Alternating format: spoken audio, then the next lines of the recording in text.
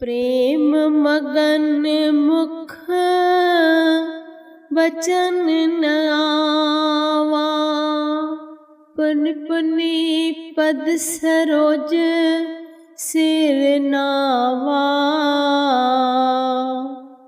सादर जल ले चरण पखारे,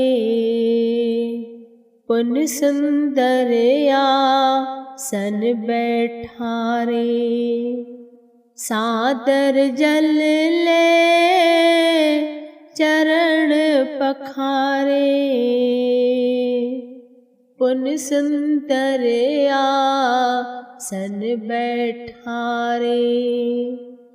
बोलो जयकारा बोल मेरे श्री गुरु महाराज की जय। भगवान श्री राम जी जब माता शबरी की कुटिया में पहुँचे तो उनके हृदय की दशा का वर्णन करते हुए गोस्वामी तुलसीदास जी ने ये वचन फरमाए। गुरमुखों, भगवान श्री रामचंद्र जी को सम्मुख पाकर शबरी प्रेम मग्न हो गई। उसके मुख से कोई शब्द नहीं निकलता, वाणी एकदम मूक हो गई। बार बार श्री चरणों में सिर झुकाने लगी। पुनः जल लेकर आदर सहित दोनों भाइयों के चरण पखारे और उन्हें बैठने के लिए आसन दिया। जिस प्रकार माता शबरी भगवान श्री राम जी के आगमन से प्रेम के सागर में डूब गई, उसी प्रकार जो ही श्रीकार आश्रम के निकट पहुंची तो सारी संगत श्री सद्गुरुदेव दाता दीन दयाल जी की मनोहारी सुंदर छवि को निरख कर प्रेम में निमग्न हो गई। किसी को भी तन की सुध न रही। सब चकोर की न्याय पूर्णिमा की चांद के समान सुशीतल महाप्रभु जी के पावन मुखड़े का दर्शन कर अपने नैनों की प्यास बुझाने लगे। गुरमुखों, महाप्रभु जी के दर्शन दीदार की तासीर ही ऐसी होती है। हम भी जब महाप्रभु जी के, हमारे श्री परमहंसों के दर्शन दीदार करने जाते हैं तो घर से इतना सोच कर जाते हैं कि जब हमारी महाप्रभु जी से मुलाकात होगी तब हम महाप्रभु जी को अपने भाव प्रकट करेंगे, हम उनसे ये बातें करेंगे, हम वो बातें करेंगे। बट जब महाप्रभु जी के समक्ष जाते हैं तो हमारी वाणी मूक हो जाती है। आंखों को ऐसा लगता है सिर्फ और सिर्फ महाप्रभु जी के दर्शन दीदार करो। महाप्रभु जी के दर्शन दीदार करते हुए समय कैसे निकल जाता है पता ही नहीं चलता, और उस समय हमें तो कुछ याद भी नहीं रहता। महाप्रभु जी की मनोहारी छवि आंखों की प्यास बुझा देती है, नैनों को शीतलता प्रदान करती है, वाणी मूक हो जाती है, कुछ भी समझ नहीं आता। हमारे प्रश्न के भाव वही रह जाते हैं। गुरमुखों, किंतु हमारे महाप्रभु जी इतने दयालु हैं, इतने दयावान हैं कि हमें कुछ बोलने की भी जरूरत नहीं रहती। वे तो हमारे भावों को आंखों में ही पढ़ लेते हैं। जब हमें दर्शन दीदार करते हैं, अपनी नजरें करम करते हैं हम गुरमुखों के ऊपर, तो हमारे हृदय में क्या चल रहा होता है महापुरुषों को सब पता चल जाता है, और वे उसी समय उन भावों का निस्तार करते हैं, उन भावों का निराकरण कर देते हैं। महाप्रभु जी तो घट घट वासी है, अंतर्यामी है, सब गुरमुखों के हृदय की जानते हैं, पल पल की पहचान करते हैं। ऐसे महापुरुषों के चरणों में हम गुरमुखों को उठते बैठते दंडवत प्रणाम करना चाहिए। महापुरुषों के उपकारों को हृदयंगम करना चाहिए, उनकी आज्ञा में चलना चाहिए। अब गुरमुखों, हमने देखा कि जब अयोध्या में श्री रामचंद्र जी की प्राण प्रतिष्ठा हो रही थी, उस दिन हमारे चतुर्थ पातशाही जी गुरु महाराज जी का शुभ अवतरण दिवस हुआ। उसी दिन गुरुमुखों श्री रामचंद्र जी की अयोध्या में प्राण प्रतिष्ठा हुई।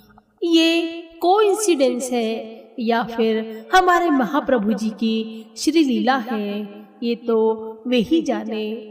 गुरुमुखों, अभी मैंने एक व्हाट्सएप पे वीडियो देखा कि जिसमें आबू धाबी में श्री स्वामी नारायण जी स्वामी जी का बड़ा ही मंदिर बनाया जा रहा है और उसका उद्घाटन 14 फरवरी 2024 को होगा। आपको ज्ञात होगा कि 14 फरवरी 2024 को हमारे श्री द्वितीय पातशाही जी श्री गुरु महाराज जी का शुभ अवतरण दिवस है। गुरुमुखों, देखो ये भी हमारे महाप्रभु जी की श्री लीला ही है, क्योंकि हमारे महाप्रभु जी साक्षात त्रिलोकीनाथ है, ब्रह्मा विष्णु महेश के अवतार हैं। ऐसे घट घटवासी अंतर्यामी महाप्रभु जी को छोड़कर हम गुरुमुखों को दर दर भटकने की क्या आवश्यकता है। हमें तो सब कुछ महापुरुषों के श्री परमहंसों के शीश चरणों से सब कुछ मिल जाता है। वे तो हमें इस लोक की और परलोक की भी गारंटी देते हैं। गुरुमुखों, ये श्री लीला हमारे महाप्रभु जी श्री दूसरी पातशाही जी गुरु महाराज जी की है। एक बार श्री गुरु महाराज जी अपनी कार पर कहीं से जा रहे थे, तो रास्ते में एक जगह पर पुल बन रहा होता, तो श्री गुरु महाराज जी ने महात्मा जी को कार रोकने के लिए कहा। महात्मा जी ने कार रोक दी, तो वहाँ कुछ इंजीनियर खड़े थे।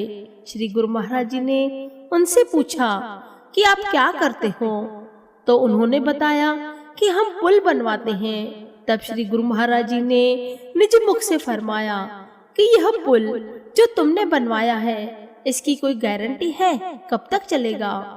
तो उन्होंने कहा कि स्वामी जी, आजकल तो इंसान की कोई गारंटी नहीं है कि कब तक चलेगा। तो यह सुनकर गुरु महाराज जी ने फरमाया, तुमने एक पुल बनवाया है, उसकी गारंटी नहीं ले सकते, लेकिन हम भक्तों की इस लोक की भी और परलोक की भी गारंटी लेते हैं। गुरुमुखों, महापुरुषों के श्री वचन तो दुर्दरगाही मौज होते हैं। वे अपने मन से कुछ नहीं कहते और दुर्दरगाही मौज जो होती है, महापुरुषों के मुख से वे ही शब्द निकलते हैं। अब देखो, श्री द्वितीय पातशाही जी गुरु महाराज जी ने फरमाया कि हम गुरुमुखों की पूर्ण रूपेण गारंटी लेते हैं। इतनी बड़ी बात, इतने बड़े उपकार महाप्रभु जी के हम गुरुमुखों पर, सोचो कि हमें और क्या चाहिए, जब हमारे महाप्रभु जी ने हर जगह से हमारी गारंटी ले रखी है, तो हमें किस बात की चिंता होनी चाहिए? बिल्कुल भी नहीं होनी चाहिए। गुरुमुखों, हमें तो केवल और केवल महापुरुषों का चिंतन होना चाहिए। जब भी कोई गुरुमुख के ऊपर किसी प्रकार की कोई मुसीबत आती है या कोई मन में प्रश्न होता है, तो मैं गुरुमुखों से यही निवेदन करूंगी कि केवल और केवल महाप्रभु जी द्वारा बख्शे गए नाम का सिमरण करें। जो महाप्रभु जी ने नियम बताए हैं, उन नियमों की पालना करें। आप देखेंगे कि कुछ ही दिनों में आपकी मुसीबतें, आपकी हर प्रकार की तकलीफें दूर हो जाएंगी और आपके मन में चल रहे सवालों का जवाब भी मिल जाएगा। इस प्रकार चिंता भी दूर होगी और मन के भ्रम भी दूर होंगे, संशय भी भाग जाएंगे। गुरुमुखों, हमें करना ही क्या है? केवल और केवल शब्द अभ्यास की कमाई और जो महाप्रभु जी ने नियम बख्शे हैं, श्री आरती पूजा, सत्संग, सेवा, सिमरण, दर्शन, ध्यान और भजन, ये सब करने हैं और हम हर प्रकार की मुसीबतों से, तकलीफों से दूर हो जाते हैं, क्योंकि हमारे महाप्रभु जी का हमारे सिर पर वरद हस्त है। हम गुरुमुखों के ऊपर महाप्रभु जी की श्री परमहंसों की अनंत अनंत कृपा है। उस कृपा को पहचानो। महाप्रभु जी की कृपा को केवल वे ही गुरुमुख पहचान सकते हैं जो सर्व समर्पण भाव से महाप्रभु जी के चरणों में खुद को समर्पित कर देते हैं, महापुरुषों की आज्ञा में चलते हैं, केवल और केवल महापुरुषों का चिंतन करते हैं। क्योंकि जब हम महापुरुषों को याद करते हैं तो महापुरुष भी हम पर दया बरसाते हैं। गुरुमुखों, ये श्री तृतीय पातशाही जी गुरु महाराज जी के वचन है कि जो भी गुरुमुख हमें याद करेगा तो याद का उल्टा दया होता है और हम श्री परमहंसों की दया उन गुरुमुखों पर बरसेगी। हमारा केवल ये ही ध्येय होना चाहिए, ये ही उद्देश्य होना चाहिए कि सब ओर से ध्यान हटाकर केवल और केवल अपनी सुरती को महापुरुषों के श्री चरणों से जोड़कर रखें। कई गुरुमुख ऐसे भी होते हैं जिनके मन में सवाल होते हैं या चिंता होते हैं, उसका निदान पाने के लिए वे कभी ब्राह्मणों के पास तो कभी पंडितों के पास या इधर उधर भटकते रहते हैं और हाथ में मिलता क्या है, ठन ठन गोपाल। गुरुमुखों, ऐसा काम नहीं करे। हमें तो वो ही काम करना चाहिए कि दोनों हाथों में लड्डू होने चाहिए। वो कैसे होंगे? जब हम महापुरुषों के श्री चरणों में रहेंगे तो वे पल पल हम पर दया करके, हमारी तकलीफों को दूर करके हम पर अपना प्यार बरसाएंगे, हमारे ऊपर अपनी आशीषें बरसाएंगे, हमारे हर एक कार्य को स्वामी जी खुद संवारेंगे। इसके लिए ये नितांत आवश्यक है कि एक आस एक विश्वास, तुम रघुपति मोरे मैं तुम्हारा दास।